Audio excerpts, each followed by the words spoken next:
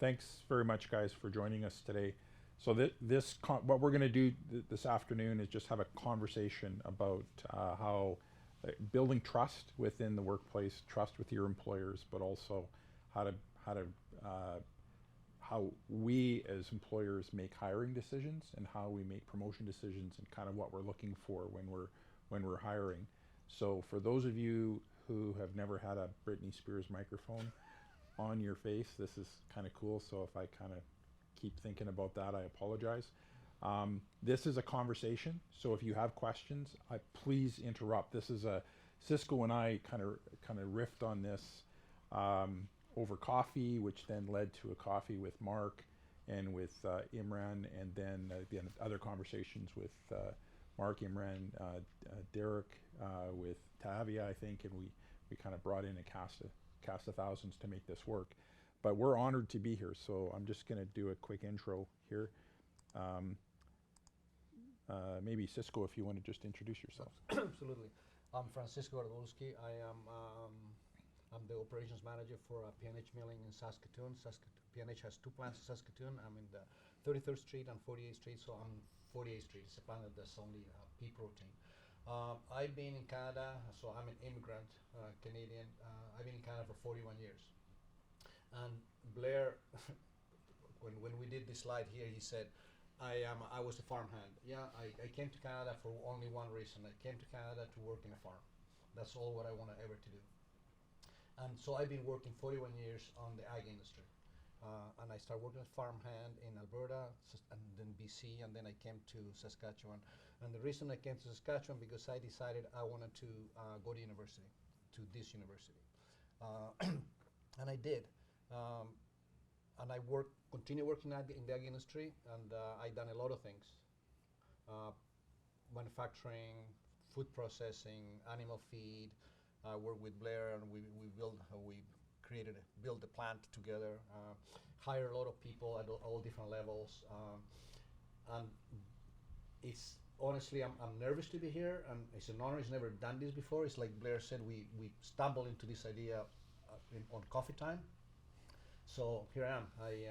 I'm an open book. If you want to ask questions, like Blair says, it's a conversation. I'm not here to dictate anything to you guys. I'm just here to share ideas and thoughts. That's basically what it is. Thanks, Cisco. So my background, my name's Blair Knippel. You pronounce the K, even though you may not think it's pronounced. I am a Saskatchewan born and raised kid. I was all over Western Canada with a firm called Deloitte. Currently, I am the I do a bunch of different things. More particularly, the last 7 years, I've worked with James Cameron and Susie Amos Cameron with respect to building their pea plant where Cisco and I met. I'm chair of the Saskatchewan Food Center. So the plant that Cisco and I built together is now called Ingredient. So some of you are going to be placed, or there's opportunities to be placed there. I'm also chair of the Food Center for Saskatchewan, the chair of the board. So some of you, there's opportunities to be placed there. And I also am the co-chair of what's called the Prairie Food Link, which is really a bunch of companies working together to get people working and thinking about the agri-food space. When Cisco talks about his background in terms of coming here as an immigrant and really just wanting to work, starting off as a farmhand, one of the things that as we go through this conversation, remember that we all come from very humble backgrounds. Cisco was from Chile, and kind of built his way up through this opportunity, which was agri-food, and ultimately where he is today with P&H Milling. I ended up where I ended up because of a whole bunch of accidents. Some of them good, some of them not so good, but I'm happy that I'm here speaking in front of you because my experiences, I worked at a Mac store, worked in warehouses and stuff like that, and I did go through university. I was very fortunate to be able to do that, as Cisco was, but this is not about what the difference is between an employer and an employee. This is actually about how to what we're going to talk about is how we're trying to connect with humans and how we make decisions kind of relating to that. So I think you guys are going to get copies of these slides. There we go. So introduction, so we're conversations on trust, and then how we make decisions. I did have a note in here that these are our opinions. So as Cisco and I were preparing for this, I had to remember, don't swear because it's being recorded. To remember that this is just how I think, how Cisco thinks. I brought Cisco when we raised this with Mark, how we brought this as an opportunity for just to kind of take a peek inside the brains of people that actually have had to make hiring decisions. So it's informal, and if you have questions, and I haven't done, I used to do some teaching at the university, but I haven't done this for a long time. I've only talked to employees for the last probably 10 years or so. So sometimes I can be intimidating. I'm actually not.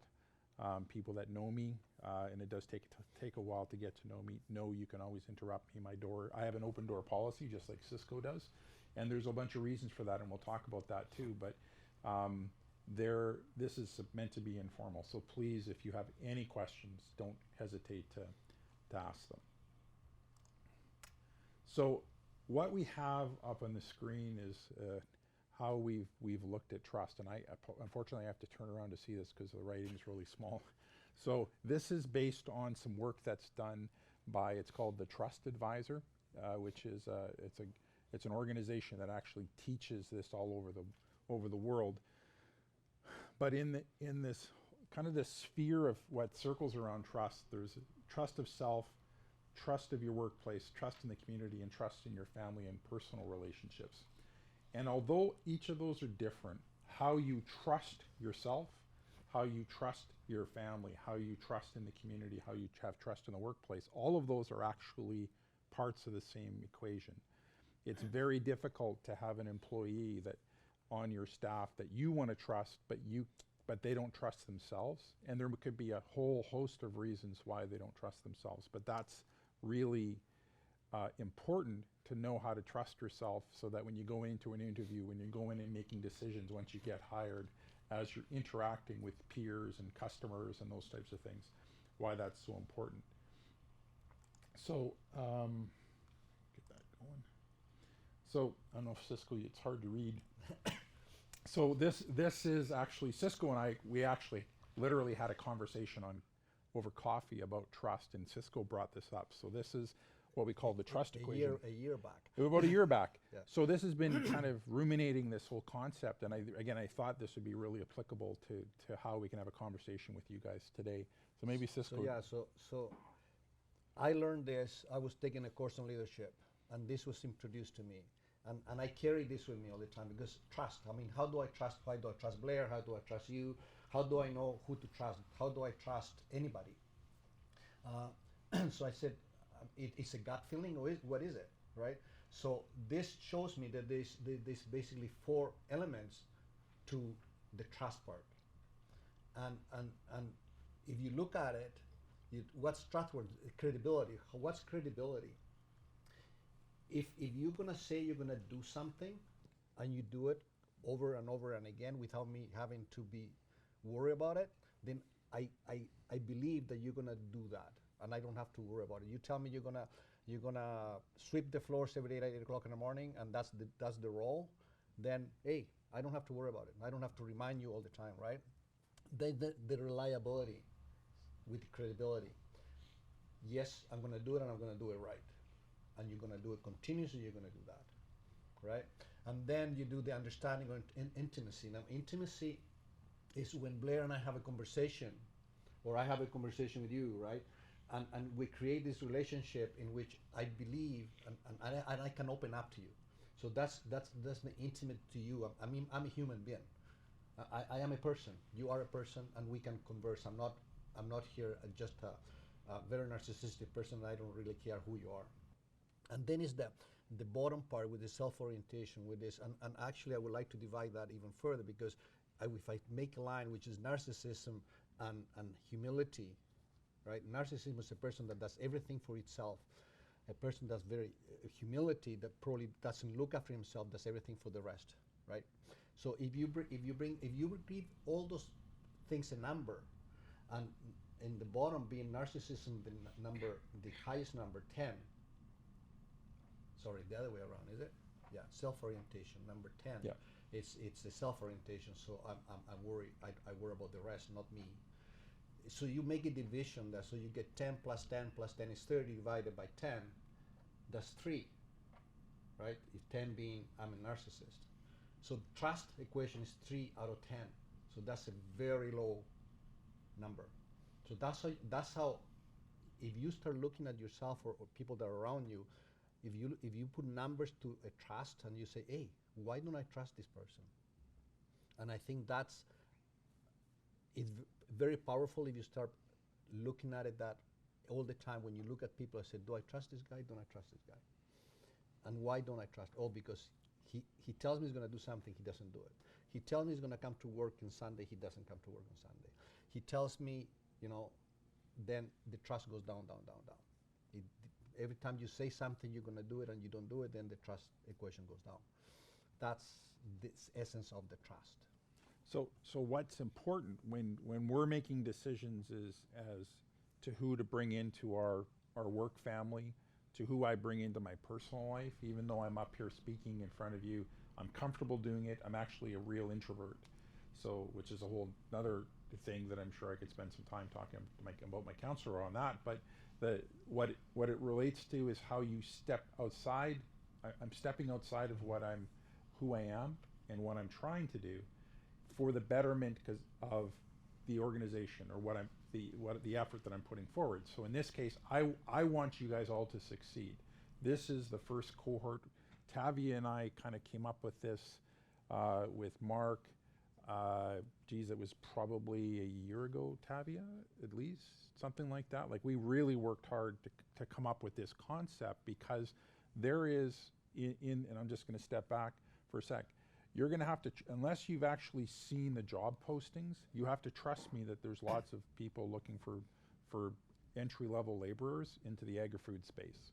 But once you get out there and you see that there's opportunities, hopefully you're going to trust that when you hear something from me, you'll be able to trust me more. And sometimes you got to show trust to earn trust, and do trustworthy things. But as Cisco said, what you're doing when you're trying to actually hire somebody is assess that really quickly. As you're building a relationship, you're looking for a friend, you meet them at the bar or for coffee or on the street or something like that. You're going to trust that they're not going to get you into trouble. They're not going to do something. If you share something private, they're not going to actually share it with other people. All of those other things actually come into this magical thing that happens in your brain. And when you're actually talking to somebody about hiring them, it's really, you have to make a whole bunch of really strong gut decisions. The other thing too is it comes into that about I think about this into some of the employees we had out in Vanscoy.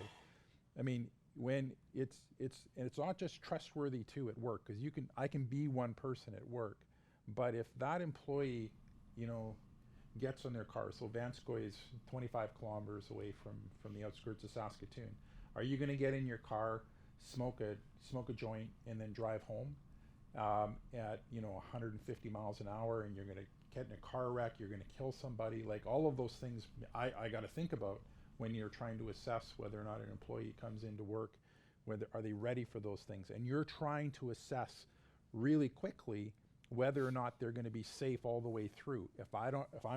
You have to trust me to provide you a safe workplace. I have to trust you that you're going to come in and treat that workplace with respect, because there's safety issues that come along, because all of those little things actually mean something as you're on the floor driving a forklift.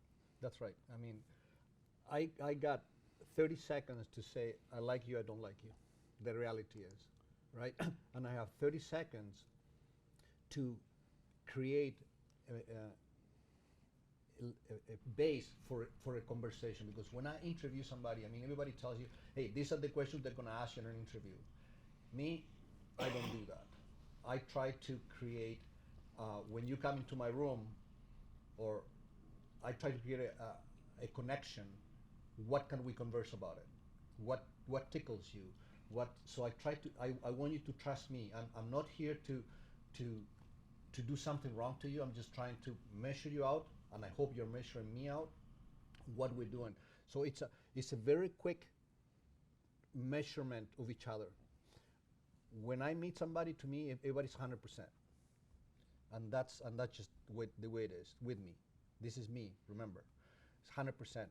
That person start going down the moment you start doing wrong things, according to my book, right? According to what we talk about it, and then that trust equation becomes, the number becomes lower and lower and lower, and then it gets to a threshold and says, I just can't live with this no more, or I cannot fix this. So then we depart. So I have 30 seconds to create a relationship to trust you, and then we will see. If an interview goes 15 minutes, trust me, it's just done, right?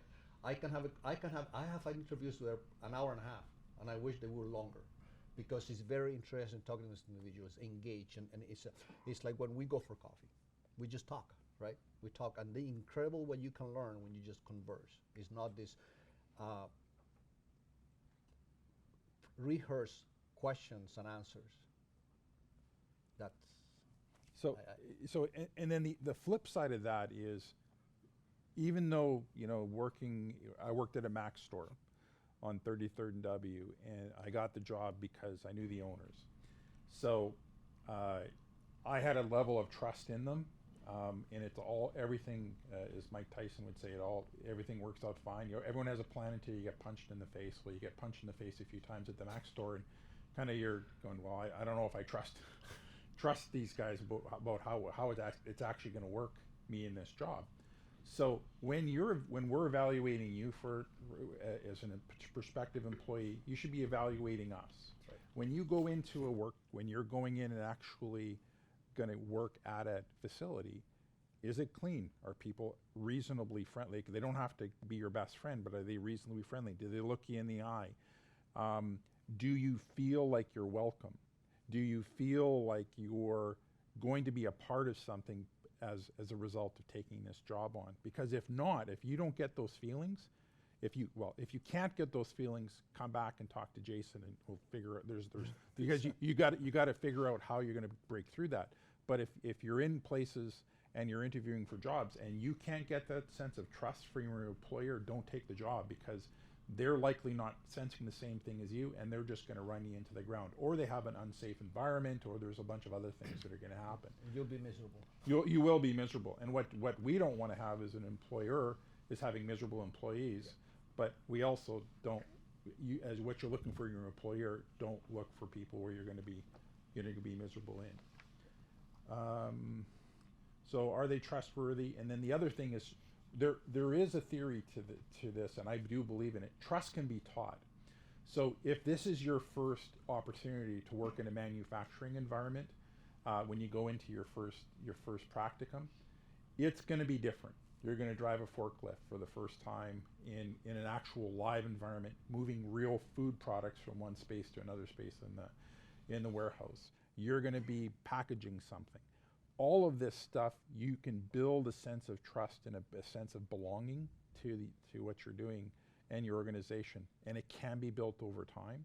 So you can build those trust skills up to be trustworthy, but you can also see that in your employer. So if you do think there's a chance, give it a chance. But I think it's important to say you must want to do that. Yeah. If you don't want to do it, it's not going to happen. There's two parts of the equation. There's the soft skills and the hard skills, right? The hard skills you can learn, like driving a forklift, like picking up, boxes or running a machine. That can be taught. The soft skills are from within you. Are within you? Yes, they are. Can we help you bring them out if you're willing to open up, which comes to the part of intimacy? Yes, and I think I believe that. I mean, many people have different stories in life, different experiences in life, and then sometimes they're shy or more extrovert. But I think there's a lot of soft skills that are within us that if you give them a chance and you open up, they can be developed. Like listening, very important, right? Caring about your coworkers, When I look at somebody, do I look at this person as going to say that this person look after itself, does it care about itself, does this person want to be here, or just like, I'm here because I have to be here, or because it's all body language, right? How do we interact in conversation? Do I look at all those things? Can I teach you how I teach you how to ride a forklift? Of course I can. I can send you to a course, and I will spend the evening with you teaching how to ride a forklift. I can do that. That's not a problem. It's just, do you want to do it? And that is my biggest thing. Do you want to do it? Do you want to be here? Because if you don't want to be here, might as well don't even enter in a contractual relationship, because that's what it is. When you get a job, it's a contractual relationship. For you, you're going to do something for me, and I'm going to do something for you. What are you going to do for me? You're going to come to work every day. You're gonna be here when you say you're going to be here. And what am I going to do for you? I'm going to give you safe work days, and I'm going to pay you. Basically, that's a contractual relationship. If any of those two things don't work, then it's not contract and it's done. But you gotta want to do it. Yeah, and you can, using a forklift, because it's a big thing and you typically have several thousand pounds sitting in front of you in these machines. Like, if Cisco's driving the forklift, I don't have a problem. But if I'm going to pick on you're going to be yeah. But if Jason gets taught and he's a safe person, I don't have an issue. But I can remember being on the floor in Vanscoy, and if so and so gets behind the forklift, you got to I'm going to stay in the office until they're done, because there's a couple walls between me and them, and you just kind of hope there's no crash, and then you can go back into it. But we kept those people on for other reasons, but it's really hard when you have to make real personal decisions about what you're going to do, because you're worried you're going to get run over by a forklift, even somebody that's taking training. So we kind of hit through the first parts of it already. Making the first, the writing is really small, so I do have to turn around now. So making first impressions. Once you have that really strong interaction and that strong connection with the person that you're talking to, don't be just in time, like be 5 minutes earlier, if not more. And there's a reason for that, because it builds up trust. Because if your shift starts in Vanscoy at 7 a.m. and you're there at 7 a.m., that means you're actually not on time, because somebody else is trying to leave at 7 a.m. from the night shift. So do I trust that you're going to show up? You can avoid cockiness and arrogance, but just replace that with confidence. You have confidence in your skills.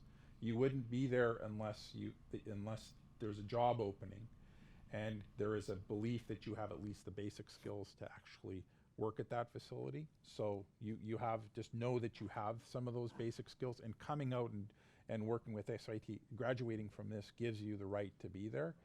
You have to, however, earn your position. So you can be confident in what you're doing, but don't be cocky and arrogant. Put your phone away and turn your ringer off. It's okay to be anxious and nervous. Cisco, he has a nervous tick where he'll clear his throat. I'm nervous, so I kind of move around a bit, and I sometimes get loud and make inappropriate jokes, which is just who I am. So that's why I'm with the cameras on, making sure that I don't make an inappropriate joke. All of us are very different, and you have to acknowledge your differences, but it's okay to be nervous. The interviewer, I've seen Cisco interview people, and I do the same thing. I want to engage. I never ask the same questions. You could be 20 people coming through for the same job, and I would ask totally different questions, because I might see something on your shirt or on your hat, or you've got a Yankee hat, and what does that mean on the side of with the heart there? What it does? Yeah, no, I know, but so why is it on your hat? So I would ask you that question. Oh, cool. Okay. So tell me about your girlfriend. And so it's like, that's a natural conversation. And the reason I'm asking you those questions is, first of all, it's interesting to me. Second of all, I have ADD, so I go all over the place. Okay, so tell me about why are you looking for the job? Are you and your girlfriend serious? You're gonna look like you want a full-time job. You want to work in the industry. Tell me why you're looking. Do you see yourself working in the warehouse for the next 40 years? Do you want to move up in management?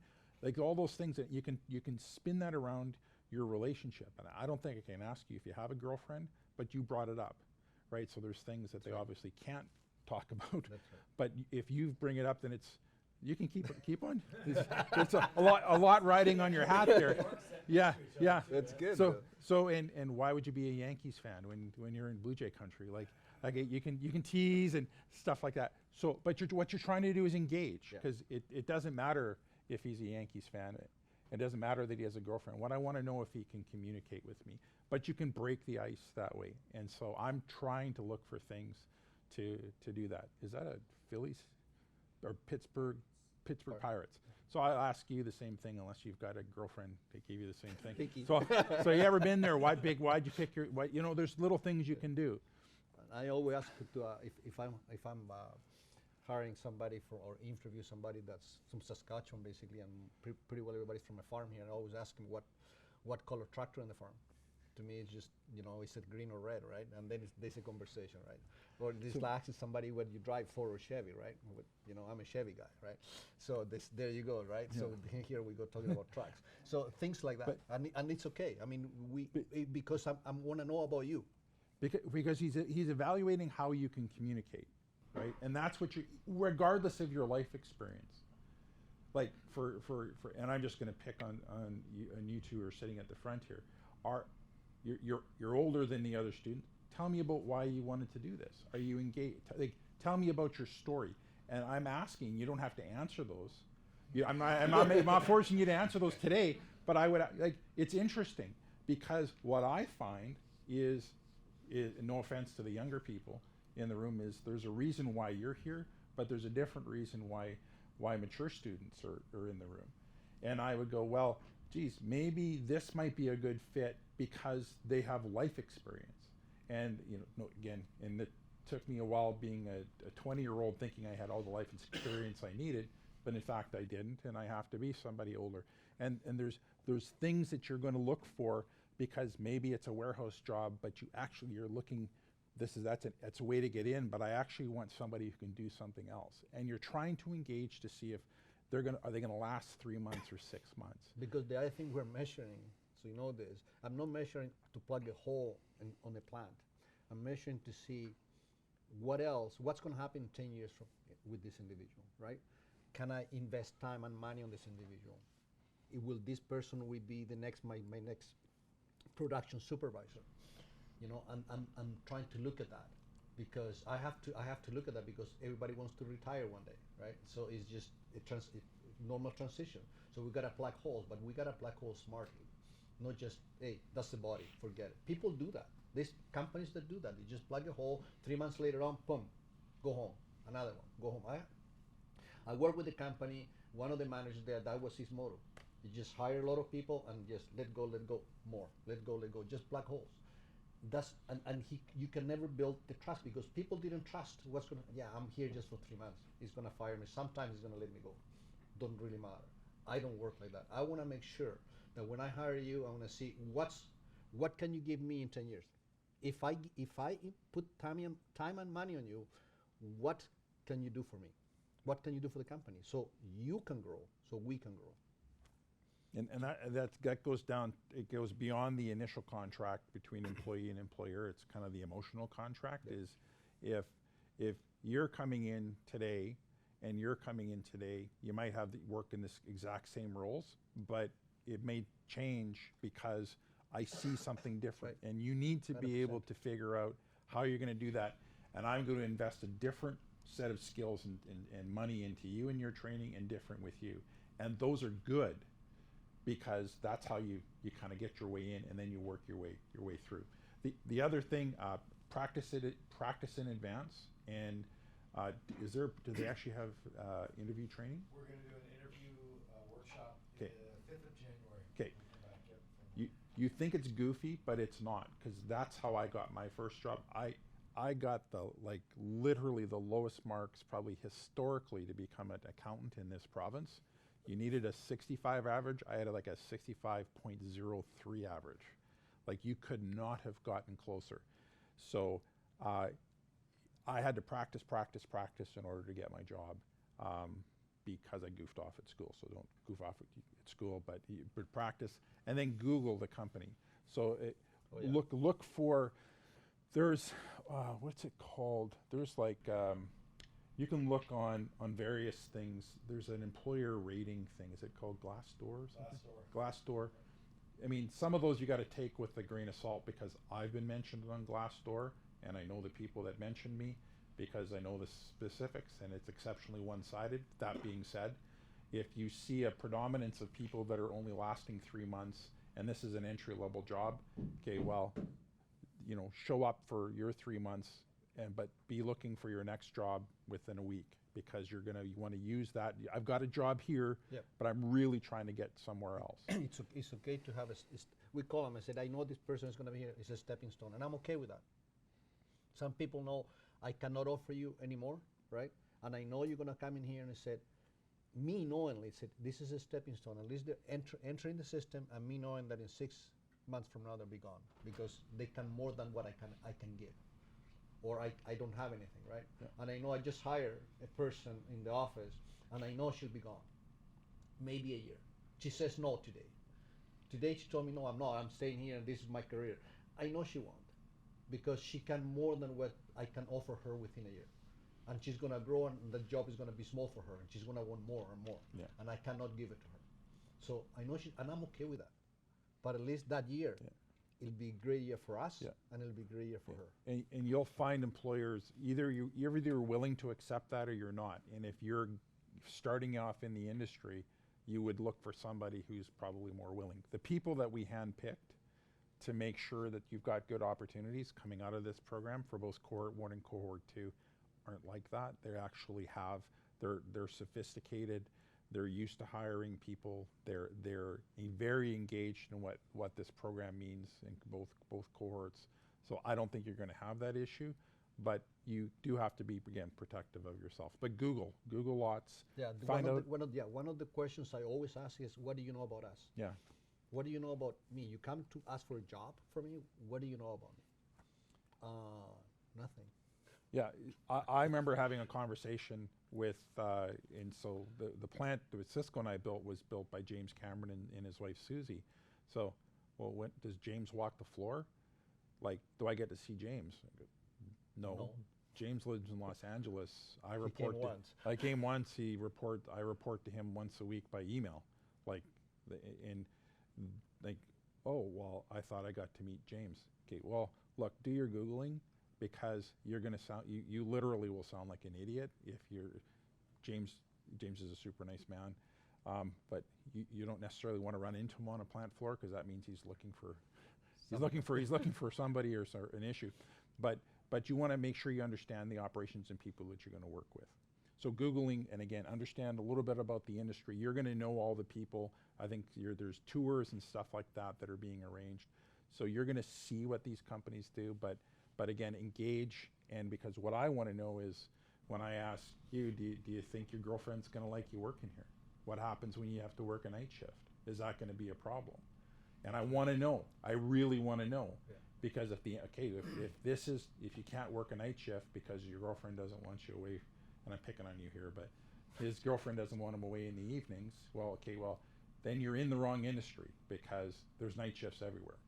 I mean, because these plants have to run 24/7, and there's a bunch of reasons why that is from a safety perspective and stuff like that. Anyway, there's a whole bunch of things that go along with that. But understand the environment that you're going in. Are there any questions? Because we're just sitting here talking now. I have one quick one. Yeah. Would you add, I try to mention to kids, be respectful and professional with the support staff. Oh. Is a huge suggestion that I make, because Yeah. I was about to ask you, do you ever walk out and talk to your security or support individual and say, hey, Always. What was your first That's a impression of this person? really good point. So my father was a businessman, and he always treated people when he was out at restaurants very professionally and always very polite. To treat the person that you're running it, that you talk to as you walk in, they don't have to, the secretary or the receptionist doesn't have to be your best friend, but they want to know that you were polite, that you were on time, you didn't, slouch and think that you kind of own the place. I don't want to be here. I always ask those questions. That's Like a I really think good piece. it's very important. And I'm going to tell you a little story, and I'm going personal here. But my father, so I'm an immigrant. My father was an immigrant. My father was born in Poland in 1939. So he ended up in South America, in Chile. That's where I was born. And he made a career himself. He never went to school, but he made a very successful career in the mining industry. When my father died, I went to the funeral. I was here in Canada. I went to the funeral. There was over 500 people on his funeral. And I remember people coming to me and telling me, hey, I work with your dad. I was a truck driver. There was a secretary that came to me and he asked me my name and said, I work with your dad. He was a very tough tough boss, very tough. He taught me everything I know. My career, I made it because of him. He was always very personable with everybody. So everybody that was in the funeral, there was family and friends, but a lot of people that have worked with him over the years, at drivers, secretaries, janitors, they were on the funeral because of that relationship. And I think that's very important. And I am the same way. When I go to a plant, I'm friends. I mean, I don't go drinking or supper every weekend with people, but I'm friends with the people on the plant. I mean, when we work at Verdian together, I knew everybody on the plant. I knew their wives, girlfriends, who was pregnant, who wasn't pregnant, the babies, no baby. I knew because it was important to me. The most important guy I hired, and I said this, I can't remember his name, he came to us, he was looking for a job. And I said, I need somebody to shovel snow, clean the mess, and Colin. so on. Colin. And Yeah. he's still there? Yeah, he's still there. I hired Colin, and he was so happy, and he's still there. How many years is that? Be close to Yeah, 8, Colin. 7 or 8. And no. he was the happiest guy, and that was such an important hire. He was just, and all he does Yeah. is clean Yeah. the mess But- that everybody else makes. Yeah.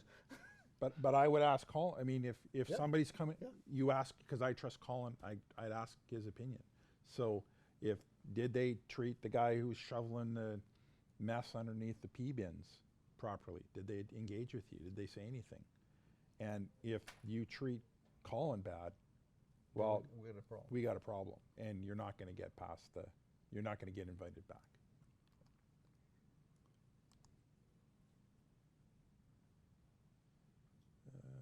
Google, there we go. I got to turn around again here. So, Cisco, we had we were going to kind of riff on this, but maybe if all the questions are up on the screen. So I'm just going to Yeah. quick firing things here. When you hire somebody, what are you looking for? Are you honest to yourself? Are you here today, and are you gonna be here every day? That's what I'm looking for. Are you looking me in the eye, or you just kind of, I can't talk to you directly, right? That's what I'm looking for. I'm saying, who are you? How do you think that when people candidates are coming in, what do you think they're looking at from us, from you, and then from the organization? The first question is going to be, how am I going to get paid? That's the first question. And fair, I mean, we all work for money, right? But what do they ask? Some people, the people that have done homework, I mean, what's the benefits? What's the time? Is the place safe? I mean, if you're smart enough, you can ask, is the place safe? Or I'm going to ask you to do things that are unsafe.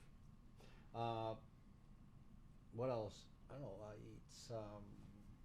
They work vacation. All this shift work, and all these things that affect you as a person, right? Other than the money part, but they affect you as a person. Like the girlfriend. Is the girlfriend gonna like you to work at nighttime, right? So. I'm sure your girlfriend's really nice, and she's gonna let Does you she do speak it. So Spanish, by the way? Oh, really? Where's she from? You don't know, but yeah. You should probably ask that. Just answer that question, or get an answer for that, because you may get asked that question. Why do you ask the question, what drives you? Like, why does Cisco always ask the question, what drives you and what gets you out of bed? Why do you ask that? I always ask that question. That's correct. I really want to know what tickles you. I mean, is it because I love going to work? Is it because I want to go and walk my dog? Is it because what makes me get out of bed? Or I really have a hard time get out of bed? I just want to know, how do you, you as a person, what tickles you? I mean, I love getting out of bed in the morning because I hate being in bed if I'm not sleeping, and I love early mornings. I just love early mornings. It's just quiet to me. It's just I need my time off. So what makes you tickle? What gets you out of bed? Is because you got a new bicycle and you want to go around the block? Perfect. But you got a passion. What's your passion? And you want to know more things. So if it's a bicycle, if it's, you know, a sport, if it's I build, I do trinkets that I sell in the mall at Christmas time. I volunteer. We just want to know why, because again, it generates conversation. Yeah.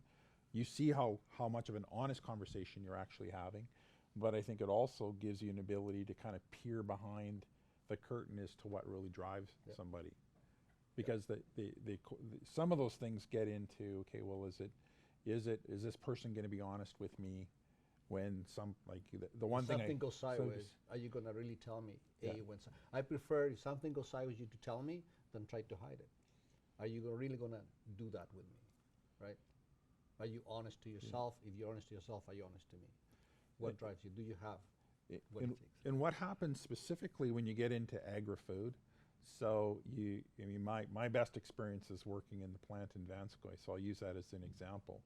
If something happens during a process overnight, or during the process somebody drops a bolt in a product, you know, it's going to get found out.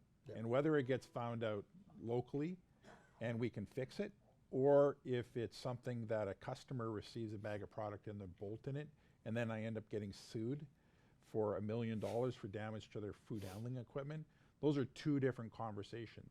Yeah. I would much rather say I lost a bolt, I dropped my phone into a bag, whatever. Just tell me. Fix it, we can fix it, because people drop bolts all the time. Whether people on the floor admit that they make mistakes all the time, you know, that's a different issue. But people make mistakes, and what you want to do is make sure that person will come to you or come to the supervisor and say, there's an issue and we have to address this. And if you keep dropping bolts, then you probably shouldn't have bolts in your pockets, but or we figure out another way to fix that. But first and foremost, it comes down to plant safety, it comes down to food safety, it comes down to the safety of yourself and the safety of your coworkers. But especially as this is food, so you don't want to open up your box of Cheerios and find a bolt in it. Yeah, I'm going to tell you a little story. Work in the feed industry, and sheep are very susceptible to copper. Actually, will kill sheep. If you put copper on the feed, it will kill them. I'll abort and everything. It's just no good. So one time I get a telephone call from a customer and says, "Hey, I got a problem. Come see me. My flock is dead.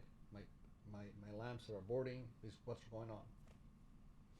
So we look at the feed. The feed had copper on it. So we look at the feed and say, when did we make this feed? Who made this feed? So the employee that had made the feed at 2 o'clock in the morning made a mistake. He never said anything. So instead of saying something, he just let it go. Or instead of being the cost of one truckload, was the cost of thousands of dollars to the farmer, plus the aggravation of trying to deal with it. And that happens. I drop a bolt. Where did it go? My cell phone. Boom. Why do we wear hairnets? So there's no hair on the food, right? Because it goes to, I deal with Japanese customers are very, very picky, like tremendously picky. Yeah. Right? So all those little things. Nails. Anyways.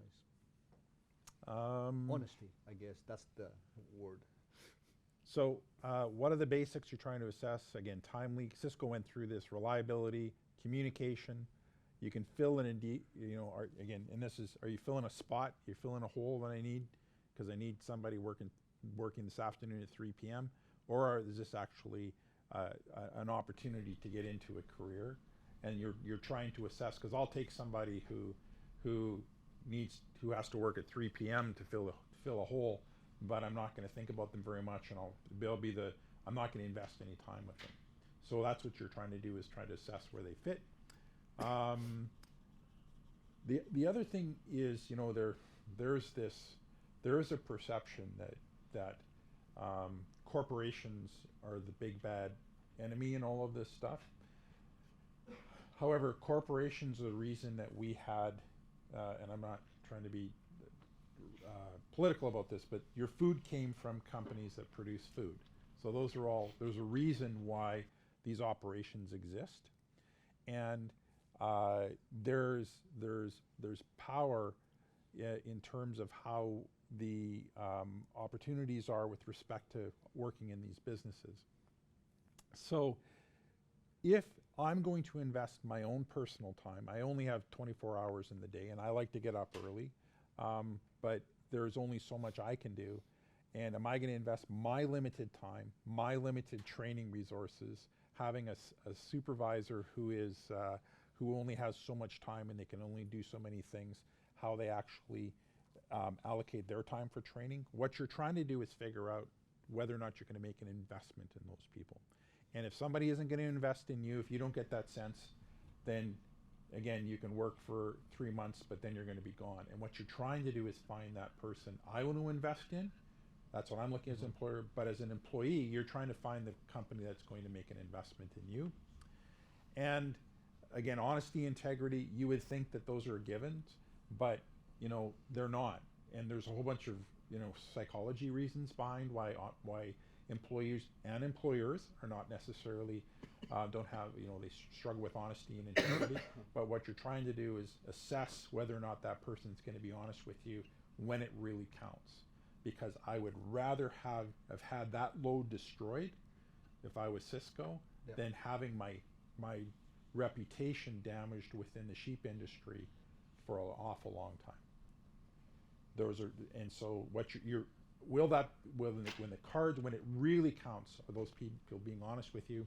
And then ultimately, will I go to bat for that person? Because there's going to be a time when there's conflict. There's going to be a time when I'm going to have to make a decision between, and regardless, and this is not meant to be anti-union, as long as if you're in a non-union environment, it's about you have to earn your way to the top. It's not about seniority. So if I have a person that starts at the same day, at the same time, and I get to make the decision, who I only get to keep one of them, how am I going to make that decision? Will I go to bat for that person because they went to bat for me and they did all the extra work? So if you come to me with a problem, I say, I got this problem, I'll help you, right? I will help you. As long as I know I'm putting my time and my efforts not on an empty bucket, because I trust you, because you're being honest to me, because you're not just playing me, right? Because if you're going to play me, you're going to play me, but you're going to play me once. But there is the adage, fool me once, shame on you, fool me twice, shame on me. And with an employer, sometimes you actually get to fool me a few times, depending on it, but I may wake up one day and just say, first time, you're gone. There is no trust here, for whatever reason. So I may not go to bat for people if they're not willing to invest in me.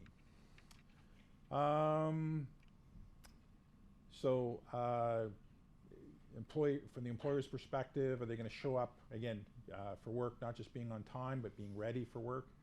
Safety of the environment, coworkers and product, trusting. So we kind of talked about that. Cisco actually went through some of these things already. Yeah. So when you talk about understanding, and again, you guys are going to get these slides for if you want to go back to them. You have the right to be there, and again, remember that. You should have the confidence and knowing that you've gone through this program and this gives you the basics. You actually have a leg up on people that have never either spoken to or been taught by Jason and had the other opportunities to talk to other people in the industry. So that is actually a tremendous leg up. But remember that you should have expectations of your employer. So it's not just about the initial contract. You get payment, it's safe. Your coworkers are always evaluated the same way. So you're always, in a staff of 50, I may actually have 50 different scales of how I evaluate people because everyone's role is slightly different. But generally speaking, everyone should be evaluated with the same basic criterion. You should make sure you have the training, but make sure you have the clothing and stuff so in fact you can be safe. Because all of these, I mean, most of do you provide work boots for your? We don't provide. We buy. We give you money to. You get- Basically, give- yeah, we did. The answer is yes. Yes, We do. you have to go get them to fit yourself. But I mean, those are the basic things. So as long as you're getting that and you're willing to come to work, there's an opening. Because that is safety, really. We're protecting you. Because the last thing I want to do is want to go and take somebody to the hospital. I done that. I don't want to do it again. So I said, and going back to the last, Oh, to sorry. that is so remember I mentioned before it's a contractual agreement and it's both ways, right? And I'm repeating this. I said I'm gonna do all this for you if you do all this for me. Like you're gonna come to work, you're gonna do what you say you're gonna do. You're gonna be safe. You're gonna look after your coworkers. You're gonna be honest. You're gonna be, you're gonna make me trust you, and I will pay you, and I will create a safe environment for you, and I will give you clothing and things like that. So that's a contractual agreement. One of those, when those things start not happening, then the contract is broken, and then it's end of employment. Or either I am end employment with the employer, or with the employee, or the employee ends the employment with the employer, and that's fair. I mean, it goes Absolutely. both ways. That's fair. I mean, it is what it is. Yeah, don't ever work in an unsafe environment. Don't ever work where other people are being unsafe, because that's when you lose a finger or an arm or your life. You got to look after number one. Again, these are just some random things we put. Now, I always look at, and I'm looking at the top line here, doer or thinker. Is this a person, a hands-on individual, or is it a thinker, or both, right? Or is it how the combination, right? Or is it two left-handed? Because I mean, two left-handed people are also good in the industry, but depends where. I'm not going to put a person that's not ambidextrous to very fine-tuned machines. It just won't happen. Right. But there are roles. So whatever you think you are, and I'm sure again that's a psychology thing. But if you understand what you want from your job, what type of role you want, you can be a doer and a thinker in almost any job. But it's where you take it and how you make your decisions. Okay, so what should you guys be looking for in the interview? Who is the interviewer and how do they roll? Do you get a sense of what the company represents, what your supervisor might represent, the manager, the environment, right down to the Colin who's cleaning the peas out that spilled over the bin, to the secretary? Like, do you get a sense? Do you get a really good sense of how the company is going to be operated? Because remember, the same questions I'm asking you, you can ask to me. That's fair game. Yeah. And I want questions, and I don't care how ridiculous you may think they're ridiculous, and maybe some of them are. Is what if you ask me, what do you really do? Like, what do you do here? Okay, well then I know you didn't prepare. But so in Verdient or in Vanscoy, the question, okay, so where does this stuff go? Like you do pea protein, where does it go? Okay, well I can tell you. Have you heard of the Beyond Burger? It's an alternative. It's like a fake burger, a fake meat burger. Yeah, exactly. So that stuff comes from these pea plants. Pea protein is in that burger. Yeah. Yeah. So I use that as an example, and you may. I've only eaten one Beyond Burger, so even though and that's not if Beyond Burger is watching this show, that doesn't mean I don't like the Beyond Burger. It's how it's prepared. So, but it's where these products. So ask the question: what do you do with your stuff? Cisco, like when you're milling at P&H, like where does this stuff all go? What do you do with it all? How do you do this? And you have an intelligent conversation with them so that you understand those things.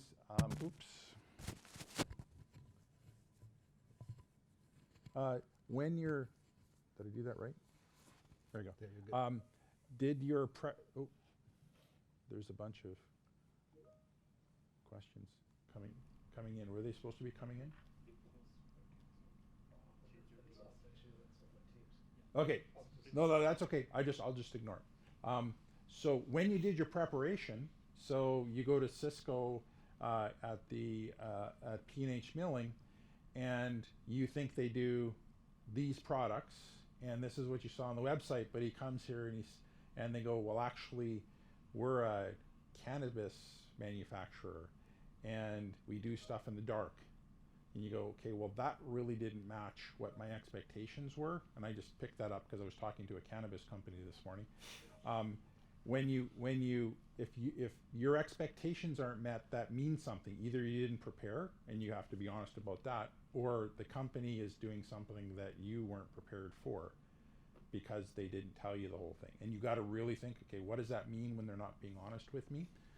Does it align with where you thought this stuff was going to go? And if you can't, if it doesn't really align, then even though you may want the job, you may want to start. If you take it, that's fine, but maybe start looking for another one right away.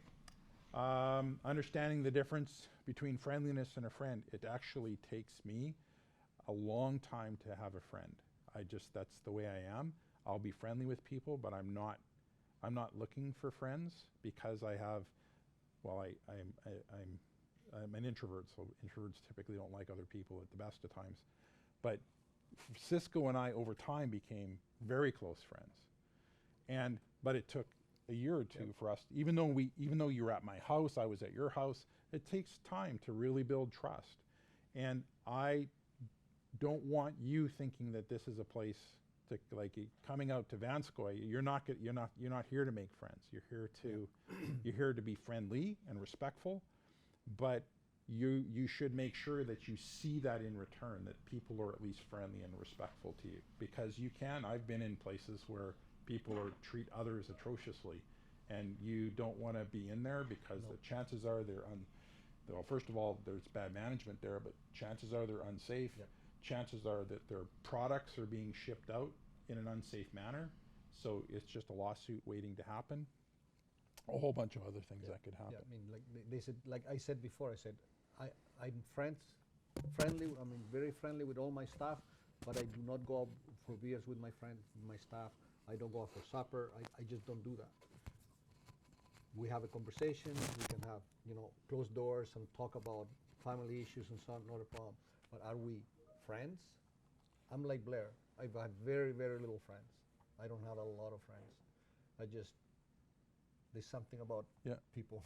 Yeah, but you got to respect that and think about the environment that you want, because it's not, you're getting paid to be there. You're getting paid to be safe. And what you want to make sure is that other people are being paid to be safe, and they're actually being safe. That's the biggest thing with that. I apologize for continually doing this, guys. Did they explain the role well to you? So what am I going to do? Well, you're going to drive a forklift. Okay, well, that's pretty easy. Okay, well, am I driving it inside or out? What am I forklifting around? Am I lifting around? Do they explain all of those things to you? Yep. And then, do you get a sense of them being safe? And again, you can't, safety, I think we both said that word probably 20 times. The reason is because the last thing I want to have is one of you guys getting hurt on the job. And if it's because of something you did, then you got to, or somebody else. Yeah. And I want you guys to be as safe, but your coworkers have to be as safe as well. You cannot be forced to do anything that's unsafe. Yeah. If it's unsafe and you don't feel secure about it, I won't do it. I think that's, so again, questions, Thoughts? Yes. I did want a couple things I just wanted to close on is, there is a bunch of focus on, and the reason we're this course, and when you step back to the conversation that I ultimately had with Tavia and with Mark and the team, and even with Riel Bellegarde, the SIIT president, was what is really happening with agri-food processing. So I wanted to leave you with a couple thoughts. First of all, the jobs that you're being taught to do it's called agri-food processing, but we're already talking about expanding this actually for people that don't want to live in, most of the processing happens in larger or close to larger larger urban locations.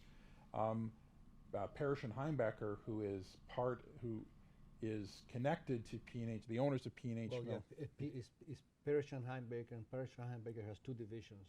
One is the grain division and the milling division. I'm part of the milling division, so we have 9 plants across Canada, and in Saskatoon there's 2 plants. And then there's the P&H grain part, Parish and Baker, which all the elevators on the countryside. And it's not just P&H, I mean, it's all the other companies that have elevators on the side. So not all the jobs in agri-food are in the city. Yeah. So what we're doing is expanding this either in cohort 3 or 4 or 2. I'm not sure where that's going to go, but we're actually going to look to expand it into grain handling. And the reason is because everything that you're learning, if you do want to work in a more rural setting, there are tons of jobs in grain facilities, and it's it's the exact same thing with being safe and understanding the jobs and those types of things.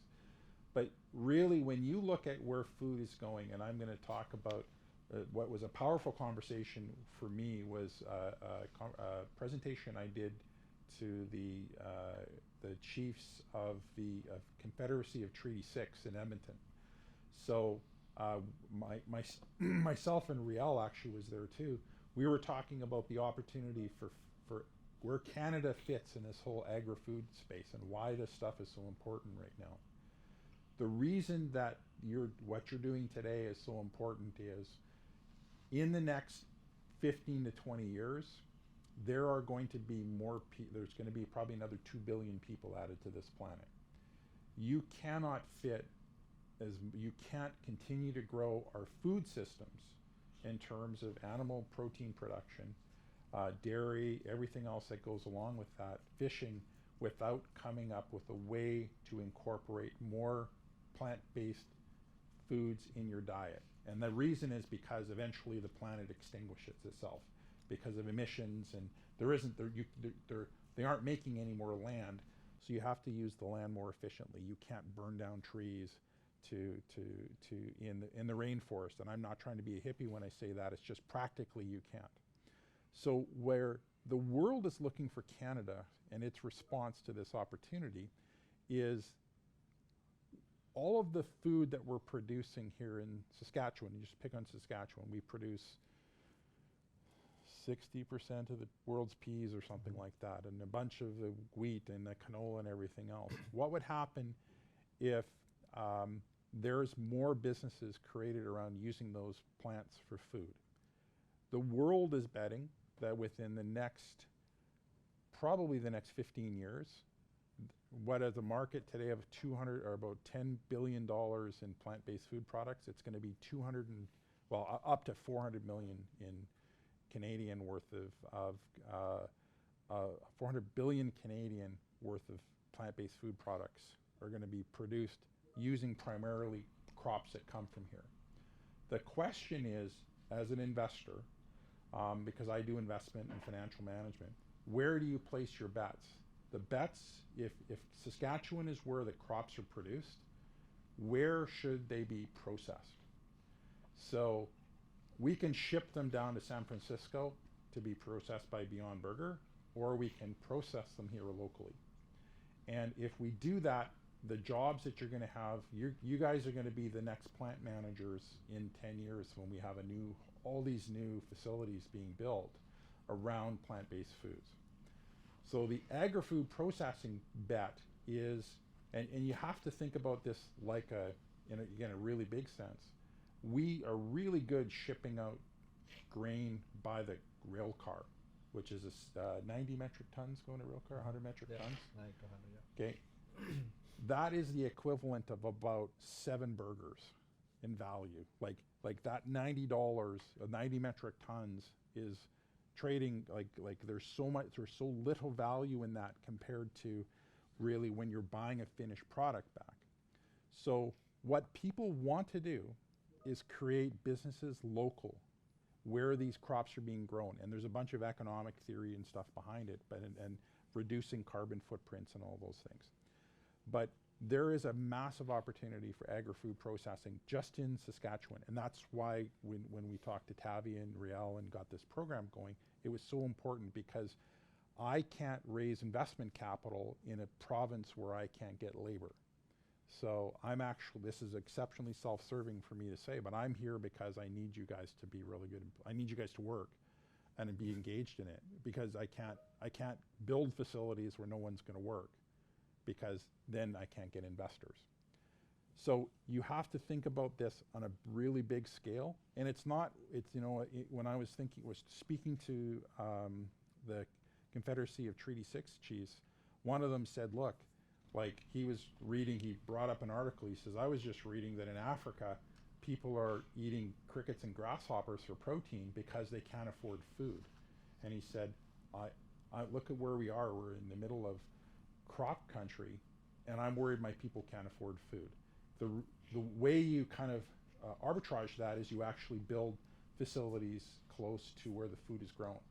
So there's more jobs for you guys, you have better paying jobs, you have economic stability, you can grow within the company, and there's a real opportunity to make a real fundamental difference in your lives. So that kind of deals with that. The other one is, and the chief kind of tongue-in-cheek said, and if that happens where my people need to eat, and that comes to issues about actually food security and food sovereignty, but he said, you know, if that happens, I'm not the chief anymore. If my people have to eat crickets and grasshoppers, it's like there's a revolution coming, and he's going to be the first one that's going to go.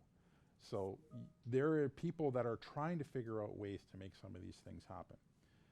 There are opportunities that are so difficult, even because I'm seeing stuff, like I was talking to a gentleman this morning that is using faba bean concentrate and pea isolate, which are just processes that come out of these plants, or products that come out of these plants, to create the next generation of burgers and chicken and all that stuff. And those things are really interesting, whether you like it or not. Again, I'm not a big meat analog person. Whether you like the products or not, it doesn't matter, because there's a whole slew of people that are going to need that elsewhere.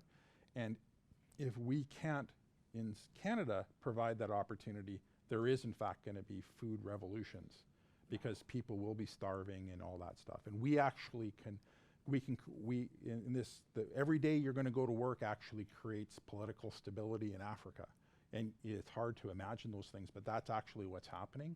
So there are risks that are coming on a global scale that your jobs actually help enable keeping those risks at bay.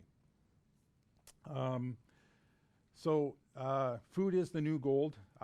Saskatchewan provides all this food, but we don't have the process infrastructure here to do it, and that's part of why you guys are being encouraged to be engaged with this program.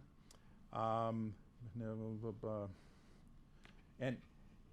again, whether or not you ever want to continue to work, I mean, I can remember coming back from the plant. The last person you ever want running a pellet mill is me, but I actually got to see inside the pellet mill, and I got to watch things fall apart and going, what are we going to do? And Mr. Cameron's going to phone me and give me heck because how's the pellet mill running today, Blair?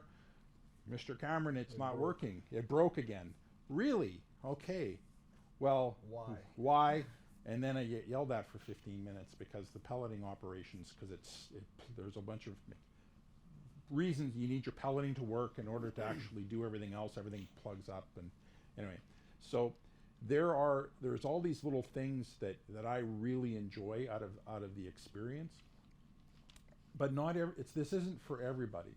But what we're hoping is you get enough experience to find that next, whether it's working on a plant floor, whether it's going back to taking a lab tech course, whether it's going into a management or a diploma or something like that. That's what we're trying to enable.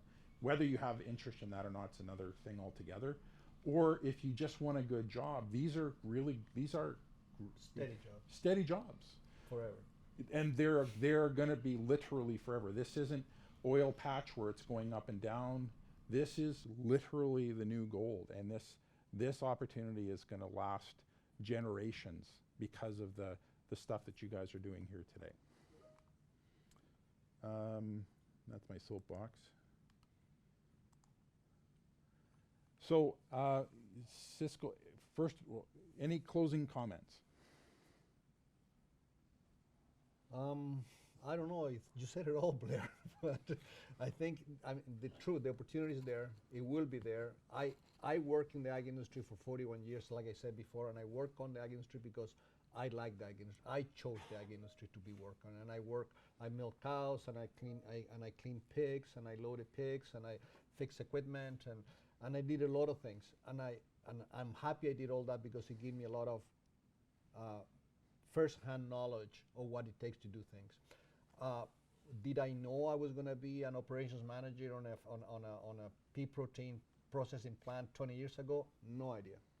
I had no idea. I just did what I wanted to do, and I took my steps, and I want to learn more and more and more. All I'm saying is, find your passion, follow that passion, and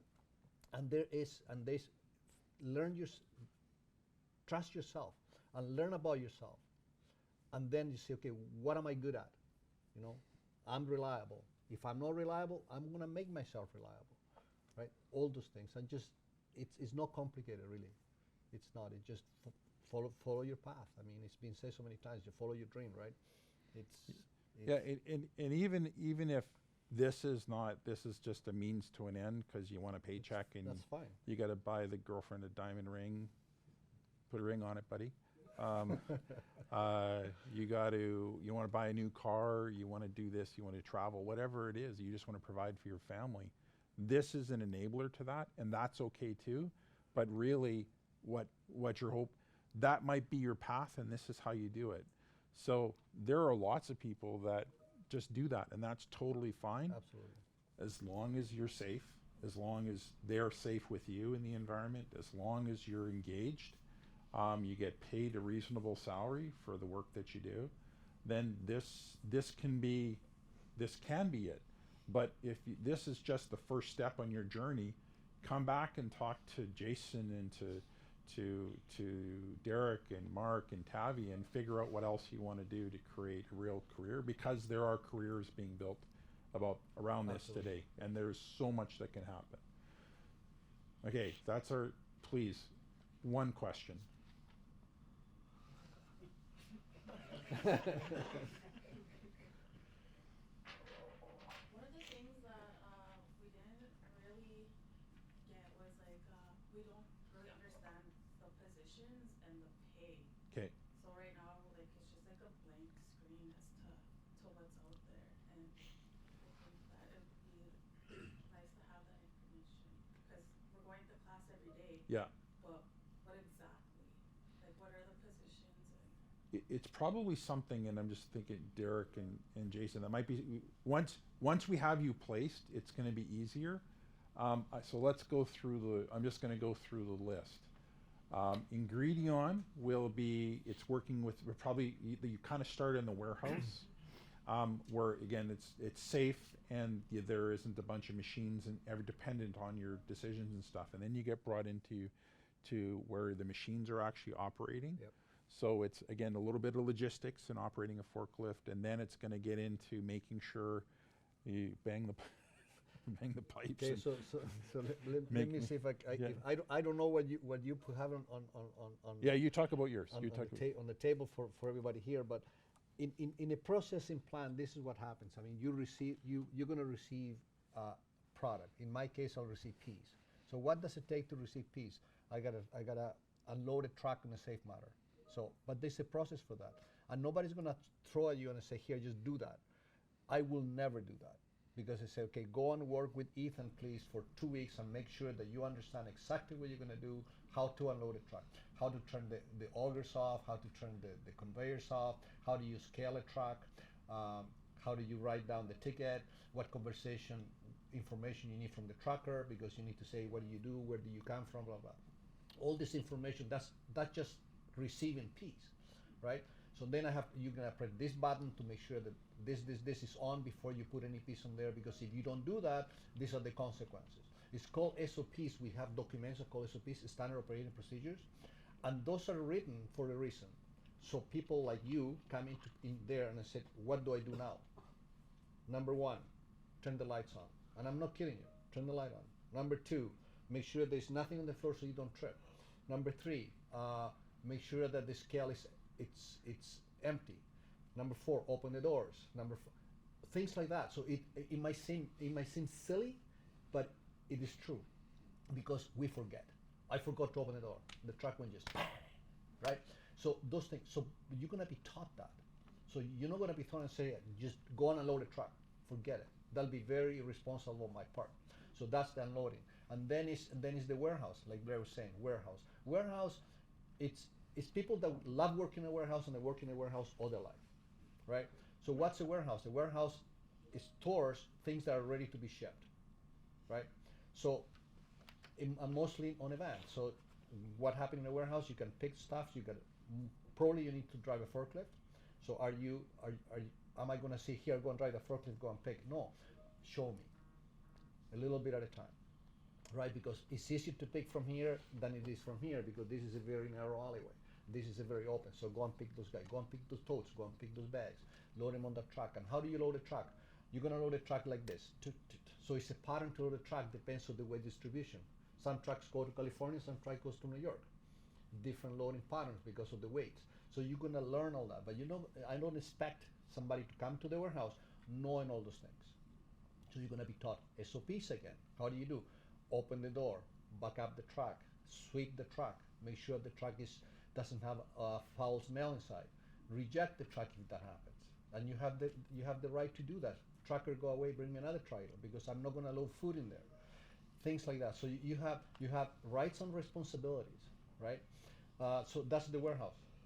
Then what happened? Many people go from the warehouse. Where do the things come from? They come from the packing line. So you're packing. Packing. Many people think don't like packing, and depends what kind of pack. There's automation packing. So you're gonna do totes, 1,000 kg bags, everything with the forklift. You don't even touch stuff.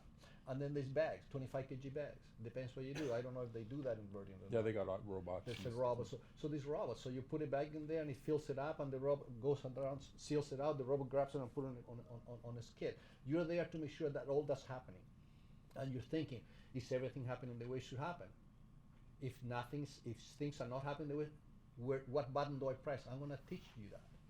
Boom, stop. Why did you stop? Because there's a problem with that bag. The robot is putting it 45 degrees offset. Oh, let's look at the program, right? So things like that, and you will learn that. So that's the packing area. Then from what comes from the packing comes processing.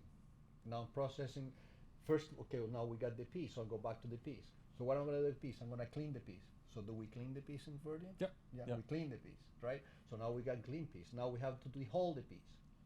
So that is the hauler. Is the dehauler working properly? Is it doing a good job? You gotta look at it. How do I adjust the dehauler? Then I got the piece in the bin. Do I have enough? Then I have to mill. Is the mill running properly? Right?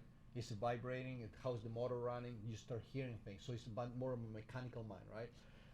Sometimes you need to adjust things. Am I a person that likes to adjust with the branches? Do I know how to work with tools? If not, say so. If yes, hey, I like working with tools. Perfect. We want people like can work with tools. I'm not saying refurbish a machine completely, but I'm saying if the machine goes down, can you think quick enough to say, stop, oh, a bolt is loose. I'm going to tie this up, it's good, let's go, right? Or do I phone the maintenance department for everything that happens? So things like that. So that's the processing part. So it's the milling, and then it's the fractionation line. The fractionation line, it's an art. Some people argue with me, it's not an art, but it's an art. And you can learn that. I learn it. You can learn it, right? And you can educate and you can think. Once you start thinking that, this is the process. This is how it works. And it's very interesting. I've been in I have worked in 4 different fractionation plants in North America. And I'm probably the only one that. Probably the only one in North America like that. 4. I'm in management, running those plants. So it's a process that you can learn. So everything that I'm telling you, you can learn. Remember what I told you before? Attitude. Do you want to do it? Are you safe? Are you engaged? If you are, I'll teach you. There's a process for that. So within that, we just kind of going through the job titles would be receiver, and that receiver could be where the where the big semis come in, or it can be where the actual P trucks come in. Which Yeah, is, and the also receiver could be in the warehouse. I mean, you got to bring bags, pallets, totes, empty totes, all the Yeah. packaging equipment, everything, parts for the maintenance department. That's a receiver. yeah. So there's shipping, receiving, and then just P receiving. There's packaging, Yeah. which is a packaging department. There's the milling department, Yep. which in Vanscoy they operate them separately as well. Mm-hmm. And then the fractionation line, and then Pelleting line. pelleting. We pellet. Do you guys pellet? Yep. Yeah. So pelleting is like an art too, and It's also an art. it's also there's lots of art. You can do it. You can do it automatically. Yeah. But you still have to adjust the machine. You Yeah. still don't know what's going on. You need to hear the machine. Hey, something's wrong here, right? Is the product properly? Am I Yeah. making the right pallet, the right So- size, the right consistency? So you learn that. So what you may start out as is a receiver or in the packing line or something, but what you're actually moving towards is one. If you want to stay there, that's great. But they may want you to, okay, well, learn this for 3 months, and then we're going to move you somewhere else to learn a new skill. So it really depends on what facility. And remember one thing, all this needs organization. So there's somebody somewhere in the desk organizing this. Somebody doing all the paperwork for the trucks. There's somebody collecting the customers. Somebody signing invoices because they have to be paid, all the stuff that come in. Or farmers want to get paid. There's always something. It's not just doing. That's what, am I a doer or a thinker? Who am I? So and when you do those other things, they may want some additional skills in advance to fill out Yeah. a grain ticket. But no offense to people that have filled out grain tickets, but you can probably learn it pretty quickly. It's just it's whether or not Yeah. you're intuitive enough to figure it out. And it's probably a half a day to really learn the basics behind it, and then just repeatedly working with somebody that's That's doing good. running the NIR. I mean, testing. Yeah. We do testing continuously during the 24-hour processing. You got to test that the product that we're producing conforms to standards. So you test. You got equipment that does, but you got to run the equipment. Am I gentle enough? Can I learn the equipment? Can I run it? Or am I ramming? Because I'm trusting you with a piece of equipment that's this size. That's $150,000, right? So I'm trusting you with that. Trust, Yeah. right? You break it once, that's it. So things like that, all that can be learned. It's all attitude. All that can be learned. Don't ever be afraid to learn. It's good to learn all the things. And if you want to learn, people will teach you. It's when you stand in the corner and don't want to learn, then people don't want nothing to do with you. I'm just looking over Cisco's shoulder to the cookies that are sitting on over there, which were really good, by the way.